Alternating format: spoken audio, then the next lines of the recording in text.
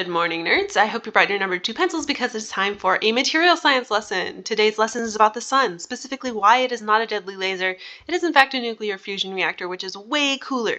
LASER is an acronym. It stands for Light Amplification by Stimulated Emission of Radiation. Laser with a Z, I don't know what that is. It's something else. So here's how a laser works. You start with a tube, you fill it with a gas, maybe a helium neon gas, and then you shoot some photons at it. So if you're an electron in that gas, you have an energy level. Because you are restricted by quantum mechanics, you are restricted to specific energy levels. So you are a Kirby on a Super Smash Bros. Stage. You can't fly around, you have to sit on one of these stages. Now, if Kirby encounters a photon at this stage, he might do a few things. One thing he might do is open his mouth and eat the photon. So once he eats the photon, he's absorbed its energy, and now he can go up to the next energy level. So here we have a change in energy, and that is absorption. Now, if Kirby is already at this higher level and another photon shows up, well, he might end up knocked off of this little platform, and in the process, he throws up that photon and emits it. So once he's down at this lower energy level, he's created a new photon. This is stimulated emission of radiation. Interacting with that photon caused Kirby to emit radiation. Now we have more photons than we started with.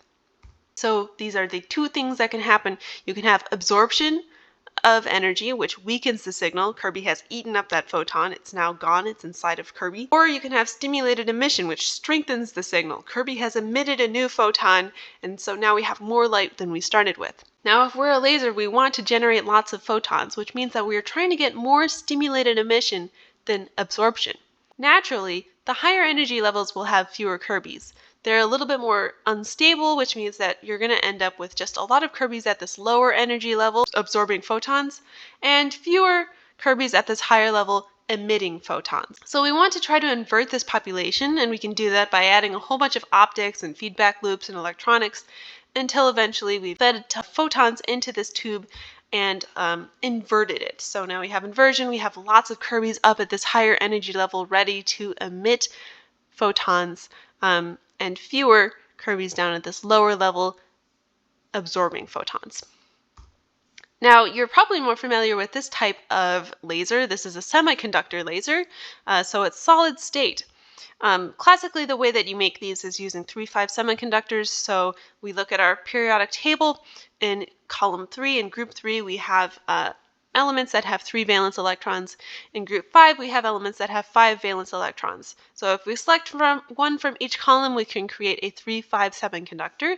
And traditionally, the OG is gallium arsenide. So if we take our gallium and our arsenide, we make a crystal out of it, we can end up with this crystal structure. We have galliums on our corners and our faces of this cube, and we have arsenic in between.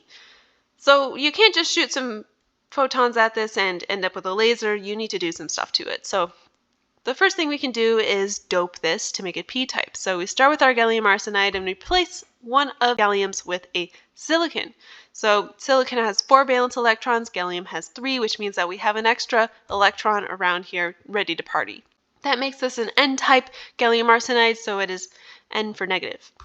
Now you can also dope it the other way. So you start with our gallium arsenide, we replace one of the galliums with the beryllium. Beryllium has 2 valence electrons. Gallium has 3, which means that we're missing an electron. We have a hole, an absence of an electron. This hole is also ready to party. So we end up with p-type gallium arsenide, P for positive. So we take our p-type gallium arsenide, we put it next to our n-type gallium arsenide, and then we make them kiss, and we end up with a laser. So we have holes and we have electrons, and when they recombine, that's when you generate those photons. So if we look at our p-type gallium arsenide, we have a bunch of holes that are hanging out at energy level 1, but there's no electron at level 2 to recombine with.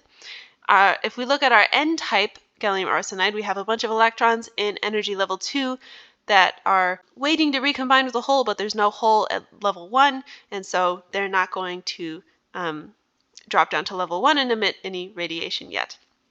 So we have no stimulated emission yet, but if we connect these two and impose a voltage, then we can lift that energy level up. So now our energy level 2 for N-type is higher than the energy level 1 for P-type, and we start to end up with migration of electrons and holes towards this active layer in between the two. And now we have a Kirby, an electron on top of a hole, ready to recombine, so they recombine, and we end up with emission of a photon. So pew pew, now we have a laser. Semiconductor lasers are very common. We can mass produce these, and we've got them down to a point where they only cost about $2 a watt to produce. So these are all over the place. Now for the sun. The sun is not a deadly laser. The sun is deadly, but it is not a laser. It is a freaking nuclear fusion reactor. Oh yeah, but bruh, nuclear fusion is so easy. All you gotta do is smash 2 atomic nuclei together and emit new atomic nuclei and some other subatomic particles and just release a massive burst of energy. It's that simple. It's not that simple. Come on, man, it's not that hard. All you gotta do is become 2 times 10 to the 30th kilograms, and then your core will be so hot, dense, and high pressure that you just, oh, boom, boom, smash, smash. We've created lots of energy. Yeah, so we've done nuclear fusion. We can't really keep it going very long. We do have other ways now that are less destructive, but not much easier. There's a lot that goes into nuclear fusion. So, to sum up, the differences between a laser and a nuclear fusion reactor. In a laser, you have a crystal or maybe some gas full of nuclei that are just chilling. They're hanging out, they're unbothered. We're just tossing their electrons around and having a good time.